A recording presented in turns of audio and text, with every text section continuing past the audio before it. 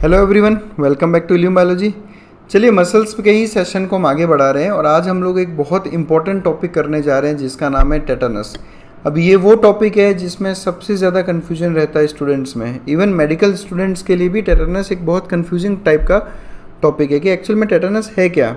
ठीक है, तो अगर आप ये सोच रहे हो कि टेटनस एक बीमारी है जो क्लोस्ट्रीडियम टेटनाई से होती है तो आप थोड़ा आधा सोच रहे हो, मतलब है ना। ऐसा नहीं है कि टेटनस केवल उस डिजीज़ को ही कहते हैं। तो इस वीडियो को बहुत अच्छे से देखना, आपको बहुत अच्छे से समझ में आएगा कि टेटनस एक्चुअल में कहते किसको हैं और वो बीमारी जिसमें जो क्लोस्ट्रीडियम टेटनी की वजह से उसमें और इस टेटनस में फ़र्क क्या है ना। तो इसको थोड़ा अच्छे से समझें, बहुत बढ़िया सेशन ये रहेगा आज अपना, है ना।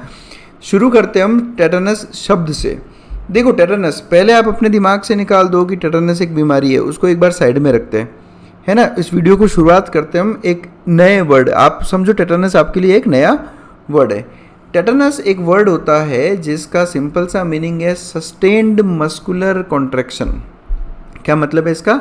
सस्टेन्ड मस्कुलर कॉन्ट्रैक्शन, यानी एक मसल को हमने कॉन्ट्रैक्ट किया और वो लंबे टाइम तक कॉन्ट्रैक्टेड स्टेज में ही है, रिलैक्स्ड स्टेज में नहीं आया, है ना। लंबे टाइम तक उसको हमने कॉन्ट्रैक्टेड स्टेज में ही रखा, रिलैक्स स्टेज में नहीं आया, उस स्टेज को हम कहते हैं टेटनस। यानी सिंपल सा मीनिंग एक लंबा कॉन्ट्रैक्शन। टेटनस मतलब मसल एक लंबे टाइम के लिए कॉन्ट्रैक्शन में चली गई, उस कंडीशन को हम कहते हैं टेटनस। अब ये टेटनस केवल एक बीमारी में ही नहीं होता। टेटनस केवल एक बीमारी में ही नहीं होता, हमारी बॉडी में भी टेटनस होता रहता है, यानी फिजियोलॉजिकल भी होता है ये। इसका मतलब टेटनस दो तरह का है, एक फिजियोलॉजिकल टेटनस और एक पैथोलॉजिकल टेटनस। देखो, फिजियोलॉजिकल मतलब आपकी नॉर्मल बॉडी फंक्शनिंग, आपकी नॉर्मल बॉडी फंक्शनिंग, यानी आपकी नॉर्मल बॉडी में भी आपकी बॉडी कई बार मसल्स का कॉन्ट्रैक्शन सस्टेन रखती है, उसको आप कहते हो फिजियोलॉजिकल टेटनस। ये कोई बीमारी नहीं है, वापस मैं बता रहा हूँ। और एक होता है पैथोलॉजिकल टेटनस। पैथोलॉजी वर्ड किसके लिए यूज़ होता है? डिजीज़ के लिए। यानी जो पैथोलॉजिकल टेटनस है वो एक बीमारी है, जबकि फिजियोलॉजिकल टेटनस बीमारी नहीं होती। अब इन दोनों को बारी बारी से लेंगे और इनमें डिफरेंस हम समझने की कोशिश करेंगे। पहले हम बात करते हैं फिजियोलॉजिकल टेटनस। फिजियोलॉजिकल टेटनस को समझना है तो एक बहुत हल्के से कंसेप्ट से मैं आपको इसको समझाता हूँ। टू होल्ड अ बुक, अगर मुझे कोई बुक होल्ड करनी है या कोई भी ऑब्जेक्ट मुझे होल्ड करना है तो मुझे लंबे टाइम तक अपने हाथों की मसल्स का कॉन्ट्रैक्शन करना होगा। मुझे अगर कोई चीज़ होल्ड करनी है तो मुझे लंबे टाइम तक अपने हाथों का कॉन्ट्रैक्शन करना होगा। ये क्या है? यही तो है टेटनस, यही है physiological tetanus, sustained muscular contraction. Like in a case of holding a book, कोई किताब पकड़ के खड़े हो आप, इसका मतलब आप अपनी हैंड की मसल्स को लंबे टाइम तक कॉन्ट्रैक्ट करवा रहे हो, ये हो गया फिजियोलॉजिकल टेटनस। तो ये बीमारी नहीं है। ये एक्चुअल में हो क्या रहा है? एक्चुअल में ये हो रहा है कि जो नर्वस सिस्टम से इम्पल्स यानी कि जो एक्शन पोटेंशियल्स आ रहे हैं वो कंटिन्यूस इस मसल को कॉन्ट्रैक्शन के लिए स्टिमुलेट कर रहे हैं, ठीक है, जिसकी वजह से ये मसल रिलैक्स ही नहीं हो पा रही। यानी जो ये इम्पल्सिस आ रही है, इन इम्पल्सिस की फ्रीक्वेंसीज इतनी हाई है, इन इम्पल्सिस की फ्रीक्वेंसी, ये जो ना लगातार इम्पल्सिस दे रहा है मसल्स को, तो जब मसल्स को लगातार इम्पल्सिस दे रहा है यानी इन इम्पल्सिस की फ्रीक्वेंसी इतनी हाई है कि वो मसल को रिलैक्स होने ही नहीं दे रहा, यानी मसल एक लंबे टाइम तक कॉन्ट्रैक्टेड स्टेज में चली गई। और ये मसल कब तक इस कॉन्ट्रैक्टेड स्टेज में रहेगी? या तो जब तक आप खुद ही इस बुक को साइड में नहीं रख दो, है ना। हमने बुक उठाई, पढ़ रहे हैं हम, है ना। अभी आप इस बुक को साइड में दो ही वजह से रख सकते हो। या तो आप हाथ में ले लेके थक गए, ऐसा होता है ना, हम बुक को हाथ में लेके पढ़ते रहते हैं और कुछ टाइम बाद अपने हाथ थकने लगते हैं, यानी फटीग होने लगता है। क्या होने लगता है? फटीग होने लगता है। तो या तो आपको फटीग हो गया और आपने इस बुक को साइड में रख दिया, और नहीं तो आपका पढ़ के हो गया और आपने इस बुक को साइड में रख दिया। तो जब आपने इस बुक को साइड में रख दिया, मतलब आपका पढ़ के हो गया, तब आपके नर्वस सिस्टम ने इम्पल्स देनी बंद कर दी, और जब नर्वस सिस्टम ने इम्पल्स देनी बंद कर दी तब जाकर ये जो हैंड मसल्स है ये वापस रिलैक्स हुई है। यानी या तो आपने थकान की वजह से या फिर आपने खुद ही, है ना, उसको रख दिया, जिसकी वजह से अब आपका नर्वस सिस्टम उसको इम्पल्स नहीं दे रहा, अब ये मसल वापस क्या हो जाएगी? रिलैक्स। इसको हम कहते हैं physiological tetanus. Getting my point? कि most of the students tetanus को एक बीमारी समझते हैं। गलत नहीं हो आप, लेकिन टेटनस आपकी बॉडी में भी फिजियोलॉजिकली होता है। तो ये टर्म जो है ना उसको आपने समझना है।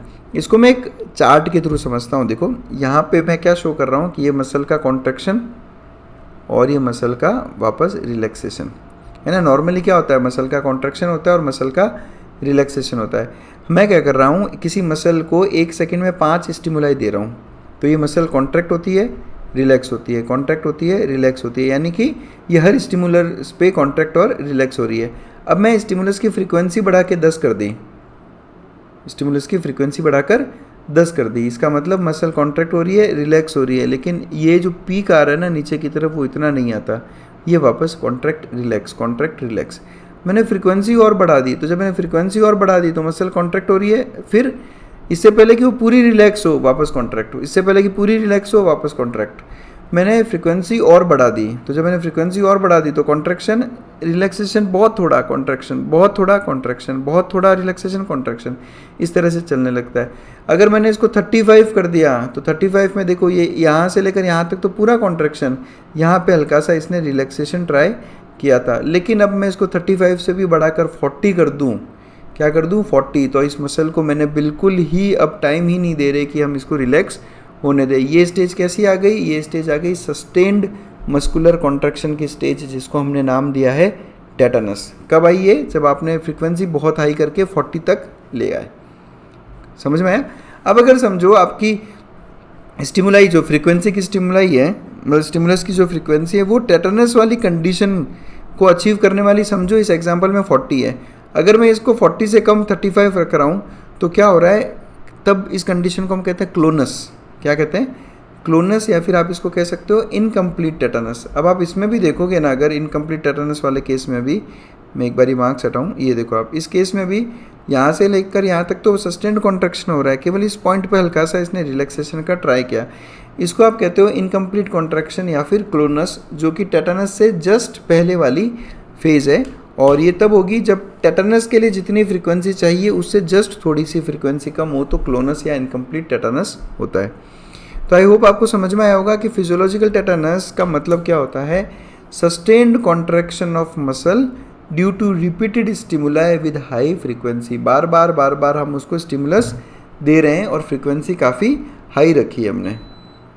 Now when the multiple stimuli are applied, जब हम बहुत सारे स्टिमुलस देते हैं एट अ हायर फ्रीक्वेंसी, है ना, हायर फ्रीक्वेंसी पे दे रहे हैं और एक कुछ ऐसे दे रहे हैं in such a way that the successive stimuli fall during contraction period of previous twitch. मतलब कि स्टिमुलस की फ्रीक्वेंसी आपने इतनी हाई कर दी कि जब मसल कॉन्ट्रैक्टेड स्टेज में ही है उसी वक्त आप उसको और स्टिमुलेट कर देते हो, जिसकी वजह से वो बिल्कुल ही रिलैक्सेशन की तरफ मूव ही नहीं करती और मसल अल्टीमेटली टेटनस वाली स्टेज में आ जाती है। अब देखो यहाँ पे 1, 2, 3, 4 और 5, ये जो 5 स्टेजेस है इनमें से कोई भी टेटनस वाली स्टेज नहीं है।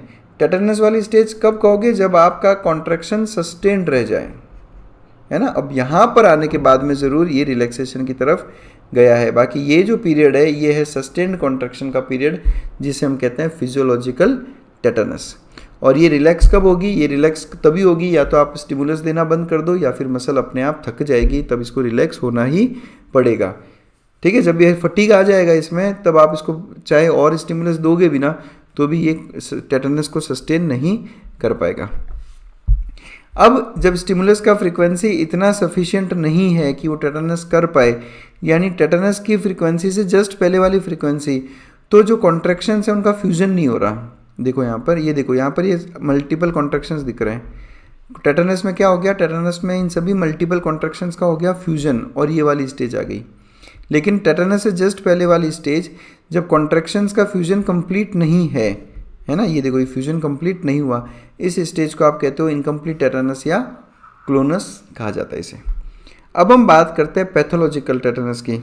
अच्छा, इसको एक और एग्जांपल के थ्रू बता दूं मैं आपको। देखो होल्डिंग अ बुक तो मैंने आपको बता ही दिया, अब मैं आपको एक एग्जांपल बता देता हूँ जिससे हम ये समझ सकें कि एक्चुअल में अगर टेटनस करना हो फिजियोलॉजिकल तो हमें कितने फ्रीक्वेंसी की ज़रूरत पड़ेगी। एक प्रैक्टिकल एग्जांपल के थ्रू मैं बता दूँ। देखो ये जो मसल है ना आपकी, ये है आपकी काफ मसल जिसका नाम है गैस्ट्रोक्नीमियस।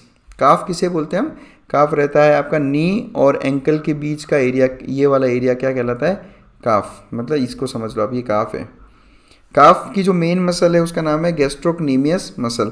अगर इस गैस्ट्रोक्नीमियस मसल में, इस हम एक एग्जांपल के तौर पे देख रहे हैं, अगर इस गैस्ट्रोक्नीमियस मसल में आपको टेटानस कॉज करवाना है तो मिनिमम आपको 60 पर सेकेंड की फ्रीक्वेंसी देनी पड़ेगी, यानी आपको हर सेकंड में इसको 60 टाइम्स स्टिमुलेट करना है, तब जाकर आप इसमें सस्टेन्ड कॉन्ट्रैक्शन ला सकते हो। और अगर 60 से कम आपने 55 पर सेकेंड दिया तो ये कहलाएगा क्लोनस, है ना। तो ये एक एग्जांपल दिया मैंने आपको केवल, ठीक है, जिससे आप समझ सकते हो कि कब गैस्ट्रोक्नीमियस का हम टेटानस करवा सकते हैं। नेक्स्ट बात करते हैं पैथोलॉजिकल टेटानस की। पैथोलॉजी हो गई, यानी ये एक डिसऑर्डर है, ये एक डिजीज़ है। तो आप सबको पता होगा टेटानस, आपने सुना होगा ना घर में कभी कि जब भी आपको किसी मेटल ऑब्जेक्ट की चोट लगती है, किसी नेल की चोट लग गई, तो आपको कहा जाता है कि जाके टीटी का इंजेक्शन लगवा के आओ। तो वो टीटी जो बेसिकली है, वो टीटी का इंजेक्शन आपको टेटानस से प्रिवेंट करने के लिए ही होता है कि चोट तो लग गई है लेकिन अब टेटानस नहीं हो, इसके लिए आपको टीटी का इंजेक्शन लगाया जाता है ना। अब इस इंजेक्शन पे हम अलग से बात करेंगे कि इसमें बेसिकली क्या होता है, कैसा है ना। फिलहाल आप अगर हाँ जानना चाहो तो जो आप कहते हो ना टीटी का इंजेक्शन, तो इस टीटी का फुल फॉर्म होता है टेटानस टॉक्सॉइड।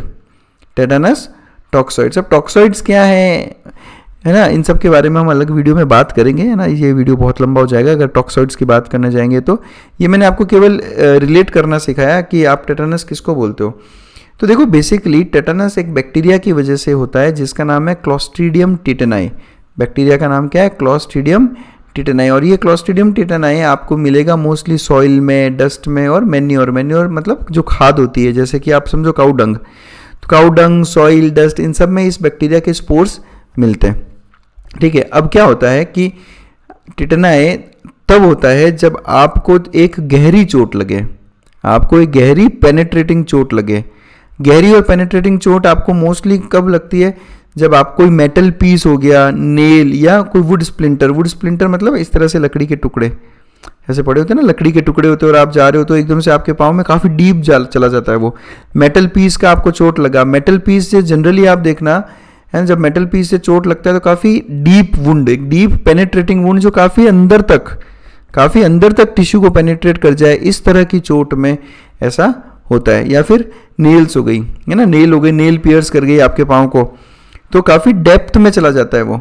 अब होता क्या है कि ये मेटल पीसेस, ये नेल, ये वुड स्प्लिंटर्स पड़े तो किसी ना किसी मिट्टी या डस्ट में ही होंगे, तो इनके साथ एसोसिएटेड जो सॉइल, डस्ट और मैन्योर भी समझ लो आप, तो इनके साथ एसोसिएटेड जो सॉइल है या डस्ट हो गई, वो भी हो सकता है इस मेटल पीस के साथ। अभी आप ऐसा समझ लो कोई कील पड़ी है ना, ज़मीन पे कील पड़ी है सड़क पे, और उसमें पूरा सॉइल लगा हुआ है, वो सॉइल से भरा है, और आपने चलते वक्त वो कील आपके पाँव में नीचे से पियर्स कर गई, तो काफ़ी डीप चला गया, और उसकी वजह से उसके साथ अगर क्लोस्ट्रीडियम टिटेनाई का स्पोर प्रेजेंट था सॉइल में, तो वो भी काफ़ी डेप्थ में चला जाता है। ऐसे केसेस में मोस्टली जो है ये इस तरह के इन्फेक्शंस होते हैं।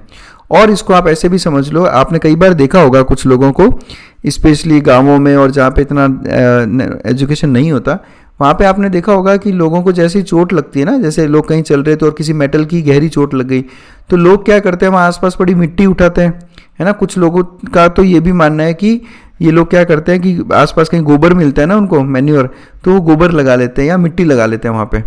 तो कैसा चोट काफ़ी डीप थी, है ना, और उसके ऊपर से आपने अगर सॉइल लगा दी या आपने गोबर लगा दिया और उसके अंदर अगर गलती से भी क्लोस्ट्रीडियम का स्पोर्स मिल हुए, तो वो सॉइल के साथ स्पोर्स सीधा उस डेप्थ में अंदर पेनेट्रेट कर जाएंगे, जिसकी वजह से आपको होगा टेटानस।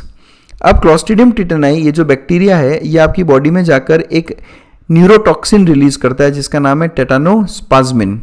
टेटानोस्पाज्मिन ये क्या है? एक न्यूरोटॉक्सिन है, neurotoxin released by the bacteria Clostridium टिटेनाई।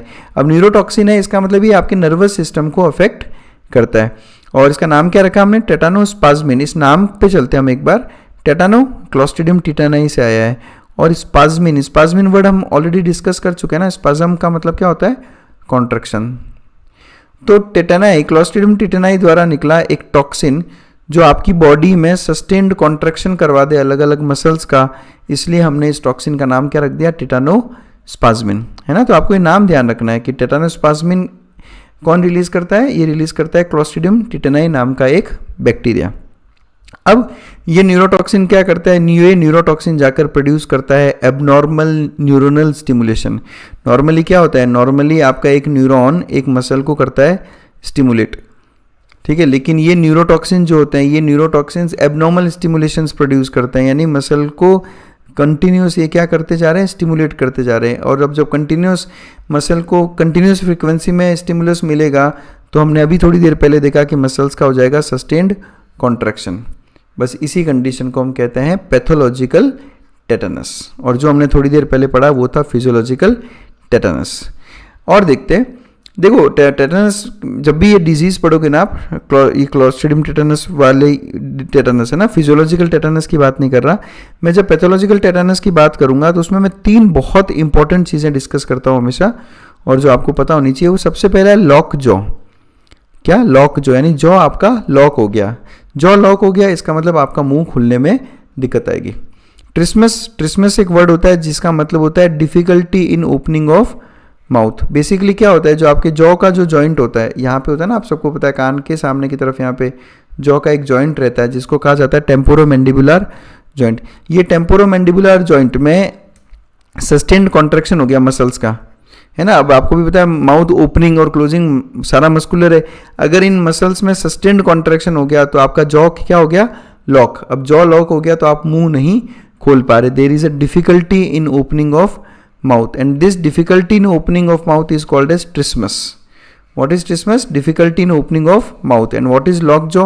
यानी जो आपका लॉक हो गया है, बंद हो गया है। अब आपका ये जो बंद हो गया बिकॉज ऑफ सस्टेन्ड कॉन्ट्रैक्शन। भाई जो आपकी मुंह खोलने वाली मसल्स हैं, मुंह बंद करने वाली मसल्स हैं, इनमें क्या हो गया, सस्टेन्ड कॉन्ट्रैक्शन। अब इस कॉन्ट्रैक्शन की वजह से मुंह आपका हो गया बंद, और जब तक ये रिलैक्स नहीं होंगी तब तक जो है ये माउथ ओपनिंग नहीं होती, और रिलैक्सेशन तब तक नहीं होगा जब तक ये न्यूरोटॉक्सिन पड़ा है वहाँ पे, है ना। न्यूरोटॉक्सिन धीरे धीरे आपके बॉडी में जैसे जैसे क्लोस्ट्रीडियम का नंबर बढ़ेगा, न्यूरोटॉक्सिन का कॉन्सेंट्रेशन बढ़ता रहेगा, और जब तक ये न्यूरोटॉक्सिन खत्म नहीं होता, या फिर जब तक ये बैक्टीरिया खत्म नहीं होता आपकी बॉडी से, तब तक वो न्यूरोटॉक्सिन प्रोड्यूस करता रहेगा, और तब तक सस्टेन्ड कॉन्ट्रैक्शन होगा। इस डिजीज़ का सबसे पहला मैनिफेस्टेशन, यानी सबसे पहले अगर पेशेंट को पता चलता है तो उसको ये पता चलता है कि उसका जॉ लॉक हो रहा है या फिर उसको मुंह खोलने में दिक्कत आ रही है। तो आप ये हमेशा ध्यान रखें। देखो, जब भी आपको किसी मेटल पीस, नेल या वुड स्प्लिंटर से बीमारी मतलब चोट लग गई, तो सबसे पहले तो आप टीटी का इंजेक्शन लगवा लो, और गलती से भी उन एरियाज में आप सॉइल या मैन्योर कुछ नहीं लगाना है। उस एरिया को अच्छे से करो क्लीन, समझ रहे हो। और ये सब के बावजूद भी, टीटी लगाने के बावजूद भी अगर आपको लगे कि 4 दिन पहले वो नेल की चोट लगी थी और मुझे मुंह खोलने में दिक्कत आने लगी है, तो इमीडिएट आपको हॉस्पिटल पहुंचना चाहिए, क्योंकि ये इसका अर्लीस्ट मैनिफेस्टेशन है। जैसे जैसे ये आगे बढ़ेगा अगर मैनिफेस्टेशन, तो आप समझें कि दिक्कत आने वाली है। अब सस्टेन्ड कॉन्ट्रैक्शन अलग अलग ग्रुप ऑफ मसल्स में हो रहा है। अगर मसल्स जो आपका माउथ क्लोजिंग करता है उसमें सस्टेन्ड कॉन्ट्रैक्शन हो जाएगा तो माउथ लंबे टाइम के लिए बंद हो जाएगा। अगर आपकी बैक मसल्स में सस्टेन्ड कॉन्ट्रैक्शन हो गया तो बैक मसल्स आपकी हो जाएगी रिजिड, और इस रिजिडिटी की वजह से आपकी बैक मसल्स पीछे की तरफ आर्क हो जाएगी, यानी बैकवर्ड आर्क हो जाएगी। बैकवर्ड आर्क मतलब क्या हो गया, ऐसे, ये आपकी बैक मसल्स में आर्क बन गया, इस तरह का बैकवर्ड आर्क। तो एक्चुअल में पेशेंट, टेटनस का पेशेंट जब हॉस्पिटल में भी एडमिट रहता है ना, तो आपको बेड पे इस पोजीशन में दिखेगा, क्योंकि बैक मसल्स में सस्टेन्ड कॉन्ट्रैक्शन हो गया उस न्यूरोटॉक्सिन की वजह से। इस कंडीशन को कहा जाता है opisthotonos. This condition is called as opisthotonos. तो ध्यान रखना है, पहली कंडीशन लॉक जॉ या ट्रिस्मस, दूसरी कंडीशन हो गई ऑफिस्थोटोनस। ये देखो, इस एक सिंगल पिक्चर में हमने क्लोस्ट्रीडियम टेटेनाई से रिलेटेड, यानी टेटनस से रिलेटेड बहुत सारी चीज़ें देखी। देखो, एक तो कॉज दिख रहा है यहाँ पे, है ना, एक नेल पड़ी थी सड़क पे और इसने अच्छे खासे आपको प्रिक किया है काफ़ी डेप्थ तक, और अगर इस नेल पे सॉइल थी पहले से और इस पे स्पोर्स प्रेजेंट थे तो स्पोर्स सीधा एंटर करते हैं। ये टेटेनाई यानी क्लोस्ट्रीडियम टेटेनाई कुछ इस तरह से दिखाई देता है। ये सी टेटेनाई के स्पोर्स हैं सारे, आई मीन स्पोर्स और बैक्टीरिया। ये माइक्रोस्कोपिक पिक्चर है उसका। और ये कंडीशन कौन सी है, ये जो तीसरा पिक्चर है ये है ऑफिस्थोटोनस कंडीशन, यानी पहले तो हो गया लॉक जॉ या ट्रिस्मस और उसके बाद में हो गया ऑफिस्थोटोनस। फिर और होता है राइसस सार्डोनिकस नाम की कंडीशन। क्या होगी, हमारी फेशियल मसल्स हैं, है ना। अब हमारे जितने भी फेस पे एक्सप्रेशंस आते हैं, हम लोग हंसते हैं या अलग अलग टाइप के एक्सप्रेशंस, एंगर, ये सब एक्सप्रेशंस के लिए फेशियल मसल्स रिस्पॉन्सिबल है। ठीक है, अब अगर आपका समझो फेशियल मसल्स में सस्टेन्ड कॉन्ट्रैक्शन हो जाए, तो अगर फेशियल मसल्स में सस्टेन्ड स्पाज्म या कॉन्ट्रैक्शन हो गया तो कुछ ऐसी पिक्चर बनेगी। ऐसा लग रहा है कि हम हंस रहे हैं, है ना। ऐसा होता है ना कि हम ग्रीनिंग करते हैं। ग्रीनिंग मतलब ऐसा उत्साहित होकर हंसना या एकदम से हंसते रहना, उसको हम ग्रीनिंग कहते हैं। तो अब क्या हो गया है कि फेशियल मसल्स का सस्टेन्ड हो गया कॉन्ट्रैक्शन, तो कुछ फेस इस तरह से अपीयर करता है। इस कंडीशन को कहा जाता है राइसस सार्डोनिकस। तो आपको टेटनस के अंदर 3 टर्म्स याद रखना है, एक तो लॉक जॉ या ट्रिस्मस, एक ऑफिस्थोटोनस और एक राइसस सार्डोनिकस। ये 3 चीज़ें आपको याद रखनी है।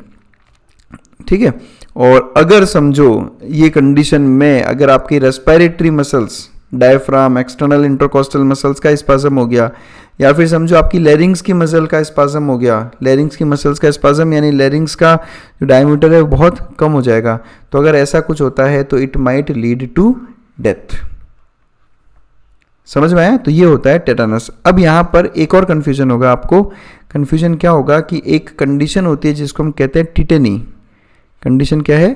टिटेनी। तो अभी टिटेनी भी टेटानस से अलग है। टेटानस एक अलग चीज़ है ना, और टिटेनी अलग चीज़ है।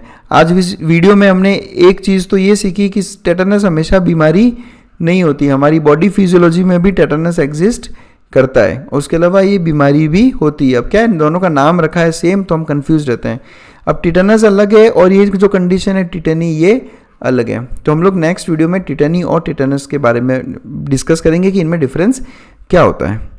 तो बस that's it. Thanks a lot for watching us. I hope आप लोगों को ये वीडियो में काफ़ी कुछ नया सीखने को मिला होगा। आपको फिर भी अगर किसी तरह का कोई डाउट हो तो आप सबसे पहले तो मैं सभी मेंबर्स को रिक्वेस्ट करूंगा कि जैसे ही आप हमारे चैनल से ज्वाइन करें, जैसे ही जुड़ें इस चैनल से, आप सबसे पहले मुझे इस नंबर पे व्हाट्सएप करें ताकि मैं आप लोगों को हमारे जो मेंबर्स का ग्रुप है उसमें आपको ऐड कर सकूं और वहाँ पे हम आपस में इंटरेक्ट कर सकें।